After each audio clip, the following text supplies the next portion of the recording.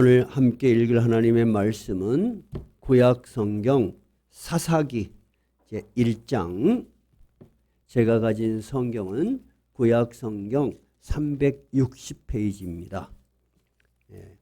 이제 여호수아서를 끝내고 구약 성경 사사기로 들어가겠습니다. 사사기 1장 1절부터 7절까지 함께 읽도록 하겠습니다. 다 찾으셨어요? 네, 같이 읽겠습니다. 여호수아가 죽은 후에 이스라엘 자손이 여호와께 여쭈어 이르되 우리 가운데 누가 먼저 올라가서 가나안 족속과 싸우리이까? 여호와께서 이르시되 유다가 올라갈지니라. 보라, 내가 이 땅을 그의 손에 넘겨 주었노라 하시니라.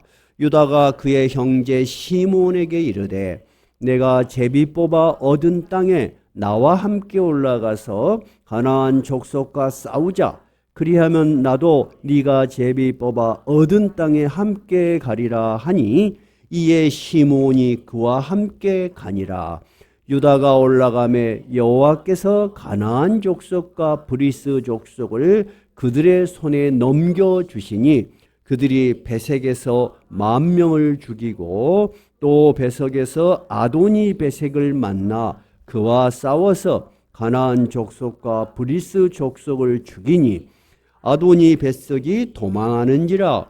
그를 쫓아가서 잡아 그의 엄지손가락과 엄지발가락을 자르매 아도니 베석이 이르되 옛적에 70명의 왕들이 그들의 엄지손가락과 엄지발가락이 잘리고 내 상 아래에서 먹을 것을 줍더니 하나님이 내가 행한 대로 내게 갚으심이로다 하니라.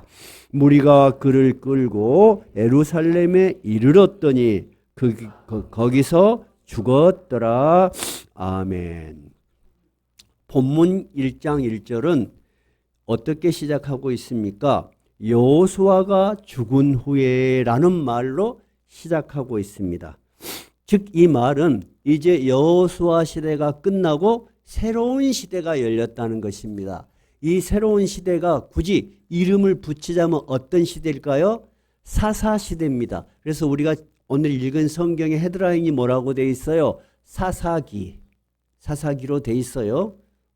그래서 사사기는 여호수아가 죽은 후에 약 350년 동안 이스라엘의 왕이 생기기 전에 그 역사를 다루고 있어요.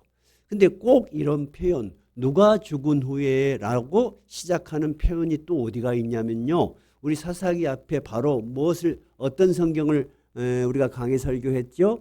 여호수아 1장 1절은 어떻게 되어 있냐면요. 이렇게 되었어요. 여호와의 종 모세가 죽은 후에 그렇게 되었어요.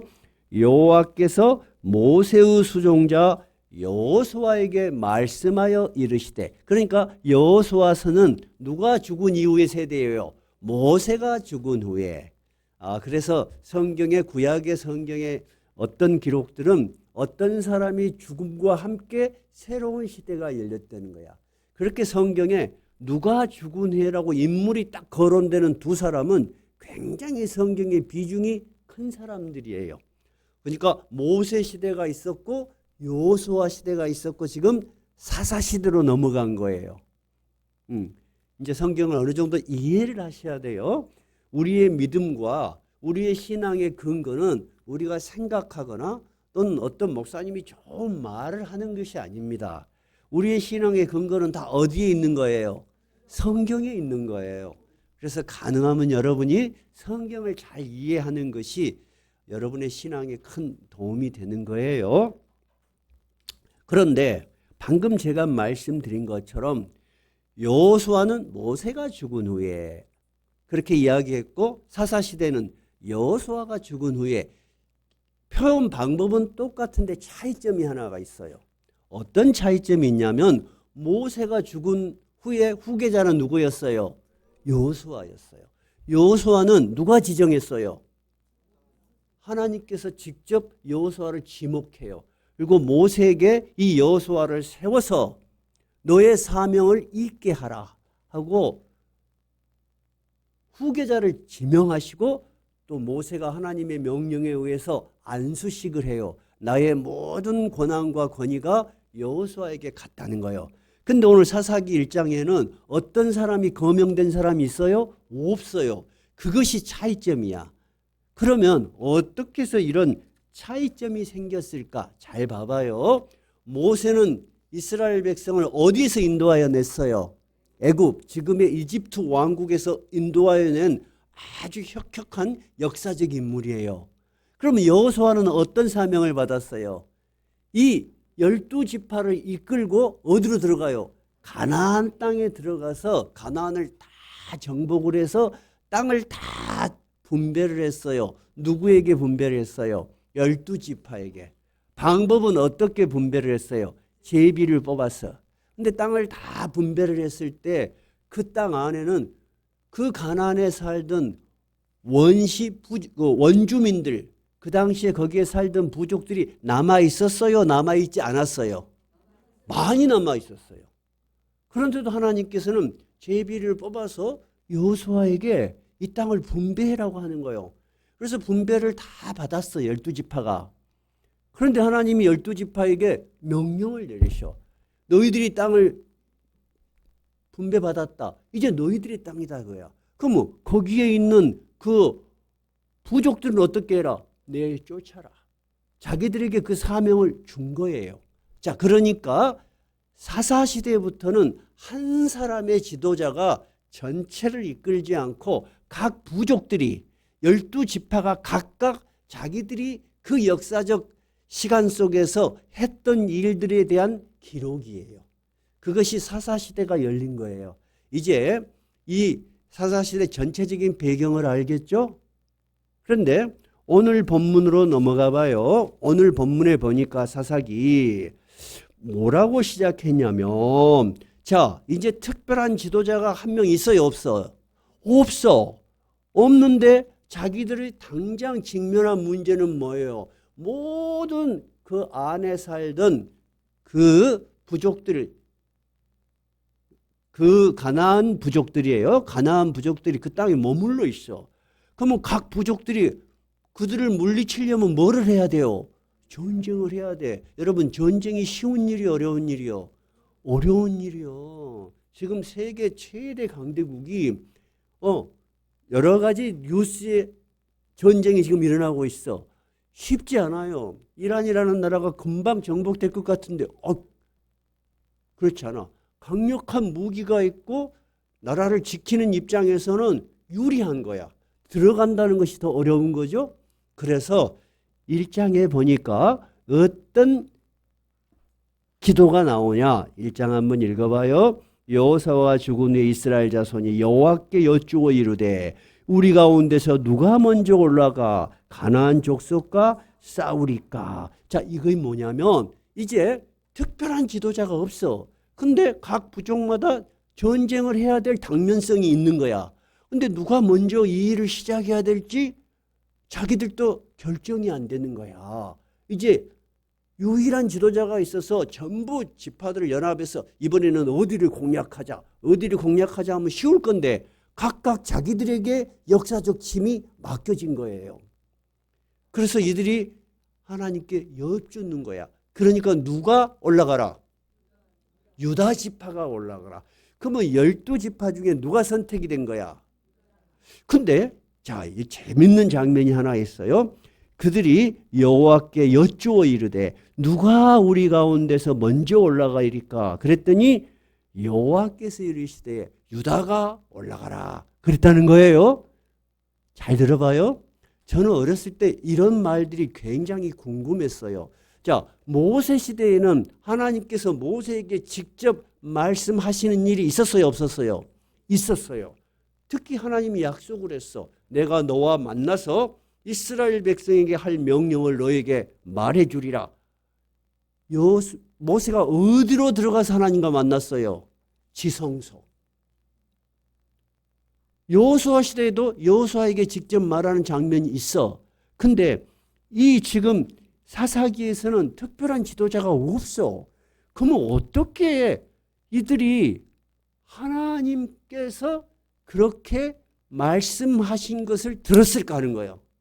궁금하지 않아요? 궁금하죠. 그래서 성경의 깊이가 여러분 굉장히 깊습니다. 그냥 우리는 읽을 때 씩 들어가. 무조건 하나님이 말씀하셨다. 우리는 그러면 아멘 그리고 넘어가. 근데 사실은 그렇지 않아요. 여호수아를 세울 때 하나님께서 모세에게 이야기를 하셔요. 뭐라고 이야기를 하시냐면 민수기 27장에 보면 찾지 않으셔도 돼요. 뭐라고 이야기하냐면 모세에게 여호수아는 제사장 엘르에셀 앞에 설 것이요. 그 제사장 엘르아살은 여호수아를 위하여 우림의 판결로서 해보세요. 우림의 판결로서 여호와 앞에 물을 것이요. 무슨 말이냐면 여호수아가 뭔가 어떻게 했으면 좋을까 할 때 제사장 대제사장 앞으로 나가라는 거야. 그때 대제사장이 누구예요? 원래 초대 제사장은 누구예요? 아론이죠. 아론의 아들 엘르아살이 그 당시 대제사장이야. 대제사장 앞에 나가래. 그러면 그 대제사장은 어떻게 하나님께 묻냐면 우림과 툼밈 해보세요. 우림과 툼밈. 우림과 둠밈의 판결을 해. 나는 우림과 둠밈에 대해서 들어봤다. 손 들어봐요. 자, 들어봤다가 한 4분의 1 돼요. 두 번째, 우림과 둠밈으로 어떻게 하나님의 뜻을 묻는가 나는 구체적으로 들어봤다. 손 들어봐요. 한 두 분 계시네. 그러니까 우리가 성경을 많이 모르는 게 많아요. 이게 뭐냐면 항상 우리가 뭔가 문제가 있으면 구약시대에도 하나님이 그렇게 해라 이렇게 하시지 않았다는 거예요. 뭐였냐면은 대제사장이 흉패, 앞에 딱 차는 흉패가 있었어요. 그 안에 제빗돌을 2개를 가지고 있어. 제빗돌. 이 제빗돌이 돌이었을까? 황금으로 만들어졌을까? 하는 것은 성경에 없어요. 근데 개수는 있어요. 2개예요. 하나는 우림이에요. 이름이. 하나는 둠밈이라고 성경은 돼 있어요. 근데 히브리어로는 툼밈이에요. 해보세요. 우림, 둠밈. 이 2개의 돌이 있어. 근데 우림은 빛이라는 뜻을 가지고 있을 것이라고 추정을 하고 툼밈은 어둠이라는 뜻을 가지고 있을 것이라고 추정을 해.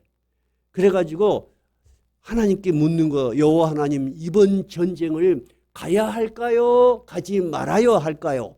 하고 대제사장 앞에 자기의 궁금한 것을 하나님한테 질문을 하면 대제사장이 하나님 앞에 들어와서 기도를 하고 그 흉패 안에 이 조약, 이 제빗돌 2개가 들어있어.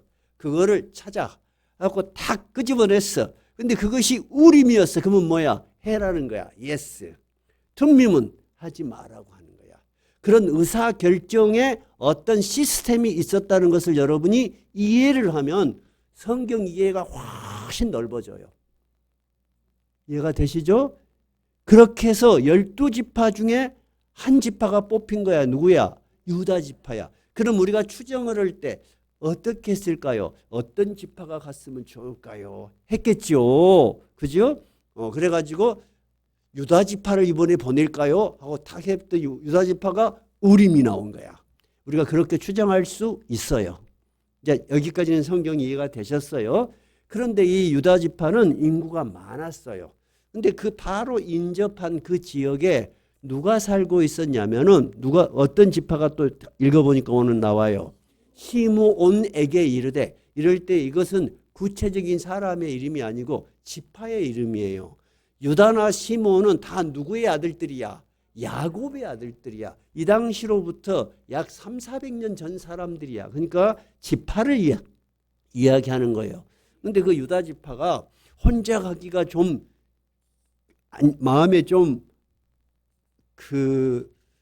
준비가 덜 됐든지, 또는 시므온 지파는 지파가 적은데 시므온 지파도 나중에 전쟁을 하려면 자기들 세력이 너무 약하니까 그랬든지, 야 우리 같이 연합해서 가자 하고 이 두 지파가 같이 전쟁에 나갔어. 전쟁에 나가서 어떤 사람들을 쫓아냈나요? 4절 한번 읽어봐요. 유다가 올라가며 여호와께서 가나안 족속과 브리스 족속을 그들의 손에 넘겨주셨다 하고 뒤에 이야기가 나오는 거예요. 이해가 됐죠? 그런데 옛날 전쟁에는 전쟁을 해서 다 이기면 적군의 장수들이나 왕을 끌고 와서 백성이 있는 데서 정식으로 사형 집행을 했어. 그것은 어느 민족에게나 비슷하니 다 공통적인 거였어요. 그때 잡혀온 적의 장수의 이름이 나와요. 누구예요? 네, 아도니 베섹이에요. 자, 그 다음에 한번 읽어봐봐요. 5절, 6절 한번 읽어볼까요? 또 베섹에서 아도니 베섹을 만나 그와 싸워서 가나안 족속과 브리스 족속을 죽이니 아도니 베섹이 도망하는지라. 자, 그래서 베섹은 이름이에요. 아도니는 왕이라는 뜻인 것으로 이해를 해요. 우리가 이집트 애굽에는 왕이 뭐예요? 바로 왕이죠. 바로가 바로 이름이 아니고 왕이라는 뜻이에요. 바로가 그래서 바로 메세 이렇게 이해를 하면 되는 것처럼 아도니 베섹 즉 베섹이라는 그 부족의 왕이 잡혀왔어. 근데 잡혀왔는데 어떻게 했다? 엄지 손가락하고 엄지 발가락을 잘랐어. 그럼 엄지 손가락이 없으면 전쟁을 못해. 손을 잡을 수가 없잖아요. 우리 친구 하나가 군대를 안 갔다 와서 나중에 알고 보니까 그래서 내가 아니 왜 자네는 군대를 안 갔어? 그랬더니 정상인데 손톱을 보여주는 거야. 오른쪽에 손톱이 이 살이 손톱 위를 덮어버려. 쉽게 말하자면 꼬막을 못 가. 여섯 사람은 꼬막 못 간다고 말겠죠. 이 손톱이 나와야지 손톱을 이 꼬막을 가는데 살이 손톱을 덮어버려. 이게 엄지손가락에 이상이 있으면 군대 안 가는 거야. 총을 잡을 수가 없는 거야 이게. 이렇게 섬세한 작업을 못 하니까. 그런 것처럼 적군의 장수를 잡아서 다시는 전쟁을 할 수 없게끔 엄지손가락과 그 다음에 도망을 가려면 여러분 엄지발가락 한번 다쳐봐. 못 달려. 발가락 하나만 아파도 그래. 근데 엄지 말고 둘째, 셋째, 넷째 중에 다치면 괜찮아. 근데 엄지가 잘리면 달리기를 못해. 그래서 엄지발가락을 잘랐다. 자, 이것이 1장 처음에 시작하는 내용이에요. 잘 들어봐요. 근데 여러분 사사기를 다 읽어보니까 나는 참 신앙생활을 한 지가 오래돼서 사사기를 다 읽어보니까 참 은혜가 되더라. 1번. 2번은 별로 은혜가 안 되더라. 2번. 3번은 왜 이런 것이 성경에 있는지 모르겠더라. 3번이에요. 자, 1번. 나는 사사기를 읽어보니까 신앙에 큰 은혜가 되더라. 손 들어봐요. 우리 하랑이는 항상 소수의 판결을 하는 사사야. 하랑이는 은혜가 되더라. 방금 읽은 것은 또 그렇게 어린아이들에게는 스토리가 있는 거니까. 하랑이가 손든 게 일리가 있네요. 왜 그러냐면 사사기는 굉장히 이상한 이야기들이 많이 있어요. 상당히 재미는 있지만 어른들 기준으로는 이것이 신앙과 무슨 이해가 되는지 잘 모를 수가 있어. 자, 2번은 읽어보니까 통 무슨 말인지를 잘 모르겠더라. 한번 손 들어봐요. 없어요. 자, 여러분 손 들어서 3번 별로 은혜가 안 되더라. 3번. 사실 2번하고 3번이에요. 뭐 때문에 이것이 있는 건지. 자, 왜 그러냐면 들어보세요. 처음에 이들이 여호수아가 죽은 후에는 그들에게 신앙이 있었을까요? 없었을까요? 있었어. 왜냐하면 생존자들이 있었기 때문에. 근데 시대가 가요. 지금 처음 1장에 있는 거는 뭐예요? 아주 초창기의 일이야. 그러니까 신앙이 있었어, 이들이. 그래서 하나님께 어떻게 해야 될까요? 물어보기도 해. 그래서 전쟁도 승리를 했죠. 자기들에게 주어진 역사적 사명을 하나님의 명령을 따라서 이행을 했어. 근데 잘 봐요. 근데 넘어가 봐요. 1장 26절하고 27절 사이를 한번 봐봐요. 1장 26절에서 27절. 타이틀이 뭐라고 돼 있나요? 쫓아내지 못한 가나안 족속. 세월이 지나면서 이 사람들이 전쟁을 안 하는 거야. 왜 안 할까요? 전쟁을 안 하는 이유는 뭐냐면 거기에 살던 그 다른 부족들도 성을 가지고 있어. 그리고 이들이 문화가 다 발달이 돼갖고 어떤 데는 철기 무기를 가지고 있어. 철로 된. 이스라엘 사람들은 철로 된 무기가 없어요, 여러분. 여러분은 이것이 성경을 읽으면은 이게 어느 시대에 일어난 일인지 잘 몰라요. 사실은 청동기 후기쯤 돼요. 근데 이 가나안 족속 중에는 철기를 받아들여서 철병거가 있는 데가 있어. 지금으로 말하자면 탱크야. 또는 장갑차를 가지고 있어. 우리는 그런 거 없는데. 그러면 여러분 전쟁하기가 겁이 나 안 나? 겁이 나. 그러니까 하나님하고 땅을 물려받을 때 약속은 남은 부족들을 진멸해서 내쫓아라고 했는데 전쟁을 안 해. 그러니까 어떤 형세가 일어나요? 그냥 같이 살아. 어떤 데는 전쟁을 해서 전쟁을 안 하고 자기들 종처럼 부려. 또 어떤 지파, 단지파는 오히려 쫓겨갖고 도망을 댕겨. 그래갖고 저 산 위로 도망을 가버려.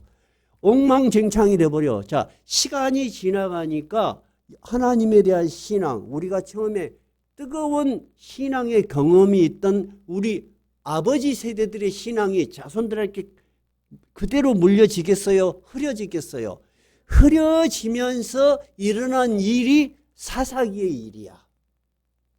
자, 흐려지니까 어떤 현상이 제일 먼저 일어나겠어요? 첫째, 하나님에 대한 기억이 사라지는 거야.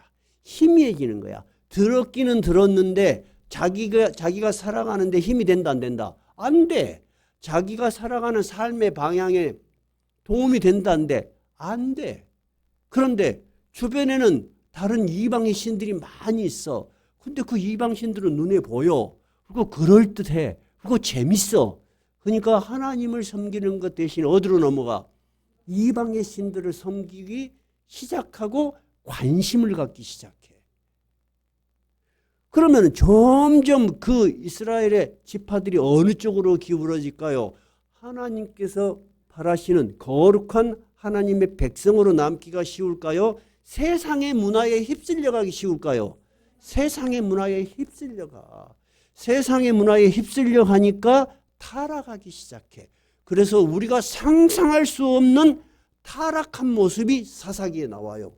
근데 지금 우리가 살아가는 지금 시대하고 너무 비슷해.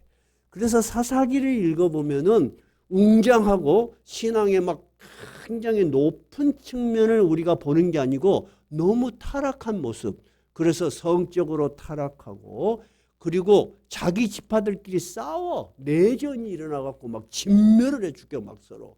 그래서 온갖 비참한 기록이 다 사사기에가 있어.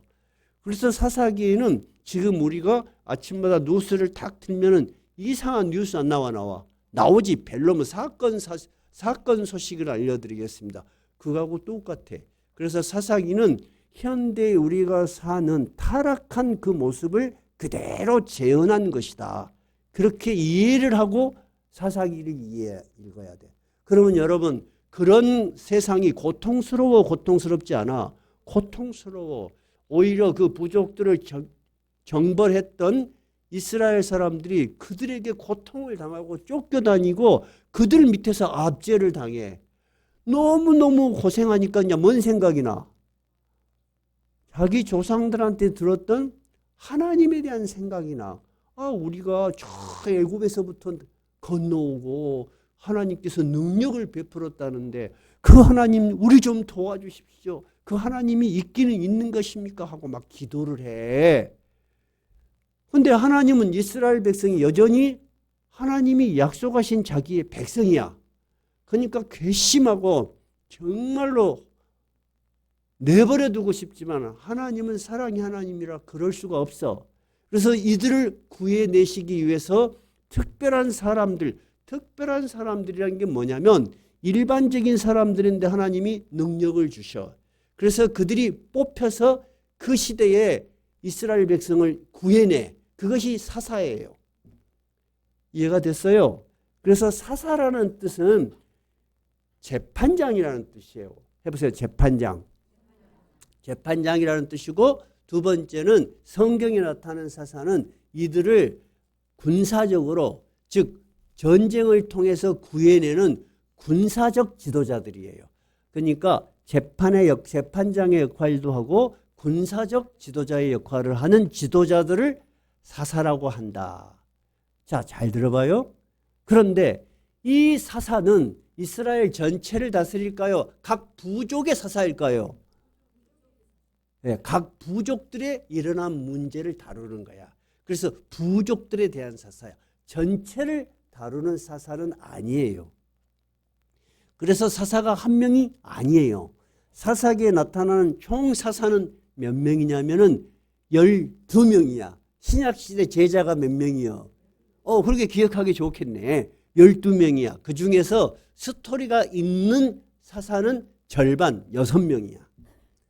나머지 6명은 누가 사사로 봉사하니라. 이런 정도야. 자, 그러면 여러분들이 알고 있는 사사, 어떤 사사가 있을까? 여러분이 제일로 기억이 잘 나는 사사 누구? 여자한테 빠져가지고 완전히 눈도 뽑혀불고 그러다가 정말로 개고생하다가 마지막에 하나님 잘못했습니다. 그래갖고 힘을 한번 얻은 장사가 있어. 누구? 삼손. 삼손도 이 사사에 들어가. 그 다음에 제법 전쟁을 잘하고 존경을 받아서 사람들이 당신과 당신의 후손들이 우리의 왕이 돼 주십시오 하는 사사가 있어. 누구? 기드온. 또 여자 사사가 하나 있어. 유명한 여자 사사가 있어. 여자 우습게 보면 안 돼. 구약시대에도 하나님이 능력을 주시니까 남자 못지않는 역할을 한 사사가 있어요. 누구요? 드보라. 그래서 제가 사사기는 전부 다 강의하지 않을 거예요. 여러분에게 큰 신앙적 위로와 격려가 되는 그런 내용들이 아니에요. 아까 얘기했죠. 그래서 여러분이 시간이 되는 대로 사사기를 많이 읽으세요. 그래서 빨리 읽을수록 좋아. 그리고 재밌어. 이렇게 다 알고 나면. 그래서 특별한 사사 중심으로 제가 설교를 하려고 해요. 제 의도를 이해하시겠죠? 네, 그러면 오늘 1장 우리가 읽은 부분은 뭐라고요? 초창기에 여호수아가 죽은 후 초창기에 그들이 신앙이 아직 뜨거울 때에 일어난 하나의 역사의 꼭지야. 하나의 사건이야. 이해가 되시죠? 자, 그러면 제가 한 말, 왜 이스라엘 백성들이 정말 애굽이라는 나라에서 탈출되는 정말 놀라운 신화에 가까운 그런 것들, 그런 하나님을 경험했고, 두 번째, 여호수아를 통해서 가나안을 정복했던 그 이스라엘 민족들이 어떻게 이렇게 빨리 부패하고 타락했는가 하는 이유를 점점 알아가게 될 거예요. 근데 그 중에 하나 이유를 적어 놓은 게 있어요. 한번 찾아보십시다. 여호수아 2장 10절을 한번 봐봐요. 여호수아 2장 10절. 아니, 사사기 미안해요. 사사기 2장 10절이에요. 이유를 하나 적어놨어요. 2장 10절. 자, 그것을 이해를 하려면 8절부터 6절부터 한번 읽어봅시다. 2장 6절부터 시작. 전에 여호수아가 백성을 보내매 이스라엘 자손이 각기 그대로 기업으로 가서 땅을 차지하였고 백성이 여호수아가 사는 날 동안과 여호수아 뒤에 생존한 장로들 곧 여호와께서 이스라엘을 위하여 행하신 모든 큰 일을 본 자들이 사는 날 동안에 여호와를 섬겼더라. 자, 여호수아가 살아있는 동안 어땠다? 정말 하나님을 뜨겁게 섬겼다. 여호수아와 함께한 사람들이 있는 동안에는 여호와를 뜨겁게 섬겼다. 즉 하나님을 직접 경험한 그런 뜨거운 신앙이 있던 사람들이 있을 때는 신앙이 아주 강렬했다는 거야. 그 다음에 6절, 8절. 여호와의 종 눈의 아들 여호수아가 110세에 죽음에 무리가 그의 기업의 경내 에브라임 산지 가스산 북쪽 딥낫 헤레스에 장사하였고 이제 죽었습니다. 자, 그 다음이 이유입니다. 10절. 그 세대의 사람도 다 그 조상들에게로 돌아갔고 그 후에 일어난 다른 세대는 여호와를 알지 못하며 여호와께서 이스라엘을 위하여 행하신 일도 알지 못하였더라. 자, 무슨 말이에요? 여호수아가 사는 동안은 변화가 없었죠. 그 다음에 여호수아와 함께 하나님의 살아계신 능력을 경험한 선조들이 있었을 때도 괜찮았어. 근데 이 사람들이 평생을 살 수가 없어. 그죠? 그래서 다 죽었어. 전혀 하나님을 직접 자기 신앙에서 자기의 삶에서 경험하지 못한 사람들이 그런 사람들만 남았어. 그러니까 신앙이 점점 어떻게 되더라? 점점 흐릿해져. 성경은 뭐라 그랬어요? 여호와를 알지 못하였고 여호와께서 이스라엘을 위하여 행하신 일도 알지 못하였다. 자, 여기서 알지 못하였다는 것은 그러한 사실을 들은 일이 없다는 거예요. 들은 일이 사실로서 그들에게 신앙이 되지 않았다는 거예요. 신앙이 되지 않았다는 거예요.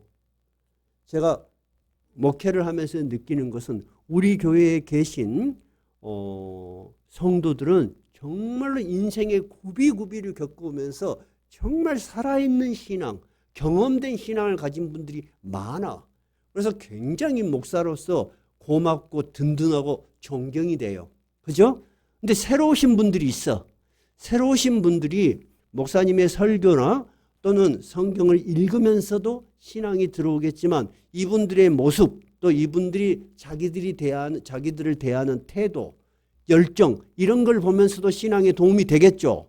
그렇게 신앙이 세대를 이어가면 좋은데 그렇지 못하면 어떻게 되죠? 사사기 시대와 같은 그렇게 타락한 시대로 가버린다는 거예요. 그래서 우리가 사사기를 강해를 하는 이유와 오늘 읽은 본문에 대한 우리가 이 신앙을, 이 성경을 어떻게 사사기를 우리의 삶에서 적용시키고 이해할 것인가 한번 생각해 볼 필요가 있겠죠. 첫째는 이렇게 이해할 수 있어요. 방금 우리가 읽은 것처럼 우리가 신앙이 귀로만 들은 것이 아니고 삶으로 경험하고 내 삶에 체화된 사람들은 신앙이 강하고 뜨거워요. 그럴 수밖에 없잖아요. 그죠? 근데 그 신앙이 그 이후 세대에게 자연스럽게 이전될까요? 아닐까요? 아니야. 우리 신앙이 좀 깊은 부모들이 요즘 항상 수요 기도에 와서 또는 평상시에 기도하는 게 뭐예요?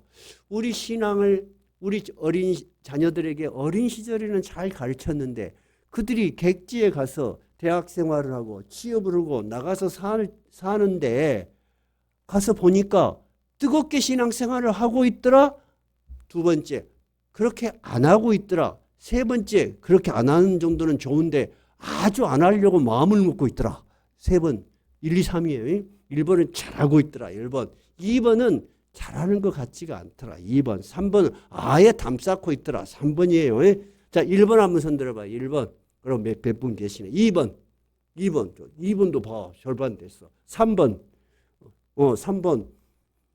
여러분, 오늘 사사기가 있는 사사기 2장에 있는 말씀이 이해가 되죠? 쉽지 않아. 그런데 하나님께서는 잘 들어봐요. 구약 시대가 됐든 신약 시대가 됐든 이 신앙이 그 세대, 다음 세대에 대해 이어지기를 바라셨어요? 바라시지 않았어요? 굉장히 바라셨어요. 그런데 어떻게 그것이 이어지게 했어요? 너는 네 자녀들에게 하나님의 말씀을 가르치고 강론하여 기억하게 하라. 너의 노력과 너의 신념이 필요하다는 거예요. 이해가 되셨어요? 그러니까 이 세대들이 하나님을 알지 못하고 하나님이 하신 일을 알지 못했다는 것은 이 신앙의 교육이 제대로 되었다는 거예요? 안 되었다는 거예요? 안 되었다는 거예요. 이해가 되시죠? 그러니까 여러분, 우리가 신앙을 전수한다는 것이 결코 쉬운 일이 아니고 잘 전수되고 있으면 큰 은혜야. 정말 큰 은혜야. 저도 자녀들이 있잖아요. 우리 자녀들이 그래도 항상 부모님과 함께 예배 드리니까 여러분 보기도 좋죠. 저도 참 감사해요. 그러나 그 과정 속에 많은 일들이 있었어요. 그래서 저도 너무 힘든 일이 있어서 제가 좋아하는 어떤 후배 목사님이 하나 있었어. 이 후배 목사님도 자녀가 둘이요. 둘이. 그래서 이 후배 목사님은 저하고 기질이 좀 달라. 저는 기질이 조금 강한 편이고 이 후배 목사님은 겉모습만 남자같이 여자 같아. 얼마나 자상하고 얼마나 부드러운지 몰라. 그래서 내가 뭔 목사님은 자녀들하고 사이가 좋을 거요. 요즘 자녀들은 신앙생활 잘해요. 그러니까 딸은 잘해. 딸은 여수에 살아. 근데 왜 잘하는가 보니까 주일날이 오면 교회 와갖고 애기를 데려오면 그 다음에 지는 자고 엄마가 애기 봐. 그러니까 엄마가 무조건 삶에 도움이 돼. 그래서 딸들은 신앙생활 하기가 좀 유리하더만. 엄마 곁에 가면 편해. 근데 아들은 어쩝디요? 그러니까 저 서울에서 농협을 다니는데 가면은 주일날 퍼질러 자고 있어. 그래서 깜짝 놀라서 네가 하나님의 백성으로 이러면 되냐? 그랬다는 거예요. 그래서 내가 우리 하목사님 아들도 그래요? 그러면서 참 목사님 아이들도 참 어려워요. 그러니까 저를 보고 그래요. 목사님 너무 걱정하지 마십시오. 그래서 아니 왜요? 그랬더니 자기가 아는 목사님 이야기를 해줘. 그 목사님 아들은 예수를 커서 교회를 열심히 안 나온 거 둘째 치고 주일날이 됐든 수요일이 됐든 술만 먹으면 교회 앞에 와. 하고 지가 아버지 이름을 불러. 그리고 뭔 새끼 나와. 그리고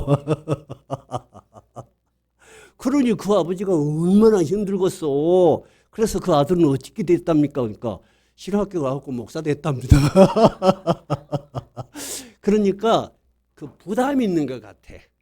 그러니까 우리가 자녀들에게 신앙교육 하기가 쉬워요, 어려워요? 어렵죠? 거꾸로 자녀들도 그것을 받아들이기가 굉장히 부담스러워. 자, 그래서 제일 좋은 방법은 뭐냐? 자녀들에게 무언가를 말하기 전에 우리가 신학에 확실히 서 있는가? 자기의 신앙을 검증해 볼 필요가 있어.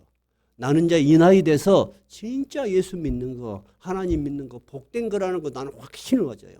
그러니까 누가 뭐라 그래도 저는 이 예수를 믿고 내가 마지막 이 사명을 가진 거 감사하고 굉장히 보람이 있어요. 여러분, 예수 믿는 것이 여러분의 삶에 가장 큰 보람이고 기쁨이 돼야 돼요. 그러면 자녀들이 그것을 보고 지금은 술 먹고 대들지 몰라도 다음에 다 기억이 나. 자기도 나이가 들어가. 그래서 맞아, 우리 아버지 이랬는데 나도 나이가 들면서 우리 어머니 나이가 들면서 성경 읽고 막 그랬던 게 다 기억이 나. 그래서 이런 결론을 내렸어. 우리 어머니가 마지막 인생에 그것이 제일로 큰 은혜였구나. 그러니까 내 성경을 뭔가 조장로가 은퇴를 하면서 저한테 한 말이 제가 좀 기억이 나서 이야기를 해요. 목사님, 제가 이 나이에 은퇴하고 나서 진짜 이렇게 예수를 믿고 봉사한 걸 감사한다는 거야. 난 뭔 소리인지 처음에 몰랐어. 뭐가 그리 감사할 일이 있습니까? 은퇴한 사람이 주위에 많을 거 아니에요. 예수 안 믿는 친구들은 무엇을 해야 될지를 몰라. 갑자기 딱 주어진 자리에서 그 나이 되면 직분도 높아지고 어느 정도 먹고 살만하단 말이야. 이제 다 이건 이제 없어. 어디 가서 그런 자리는 없어. 뭔가 일하기도 그렇고 하루에 무슨 눈 뜨면 오늘 무슨 일을 할까 하는 것이 큰 고민이래. 근데 목사님 우리는 주일날 되면 예배 드려야지, 성경 읽어야지, 수요 기도 가야지, 구역 돌봐야지. 일이 있냐 없냐? 있다는 거예요. 우리에게 딱 주어진 일이 있다는 게 얼마나 감사합니까? 내가 가만히 그 말을 듣고 보니까 해준 것 없이 잘하는 것 같더라고 내가. 여러분 진짜 생각해 보니 그래요. 진짜 그래요. 근데 제가 최근에 뉴스를 보면서 인생 노후의 가장 비참한 것 그렇게 돼 있어. 그러면서 3위, 2위, 1위 이렇게 돼 있어.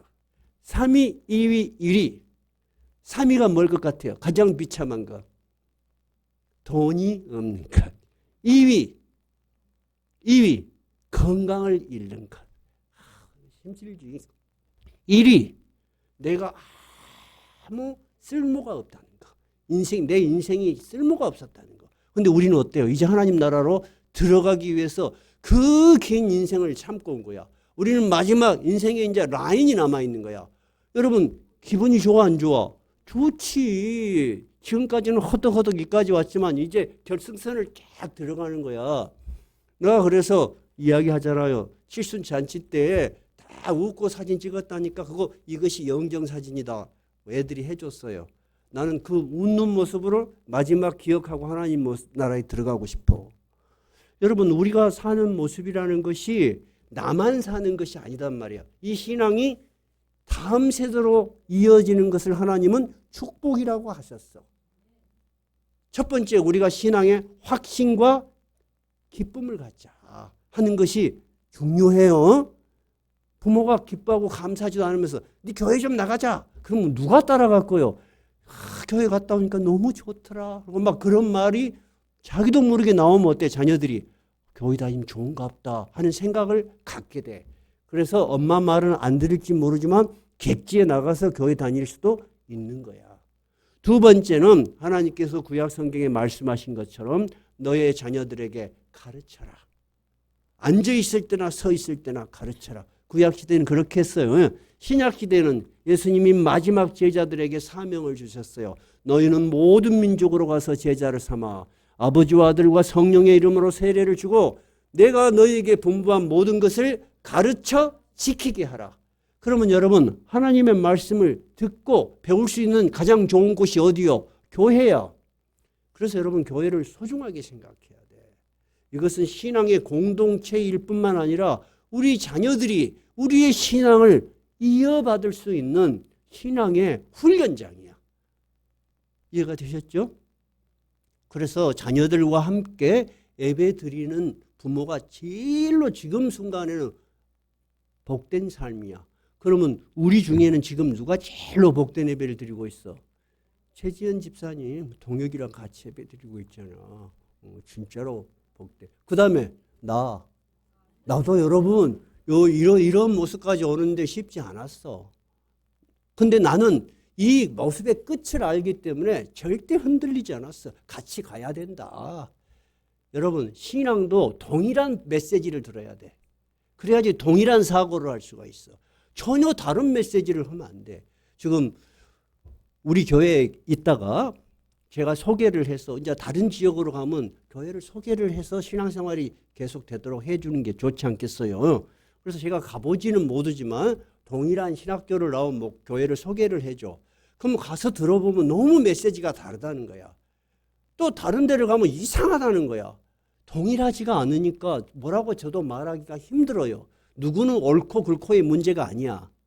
이해가 되시죠? 이 메시지가 전해지는 과정에는 성경이라는 원 텍스트가 있고 두 번째는 그것을 해석하는 목사님의 시야가 있고 세 번째는 목사가 살아온 신앙의 경험이 있는 거야.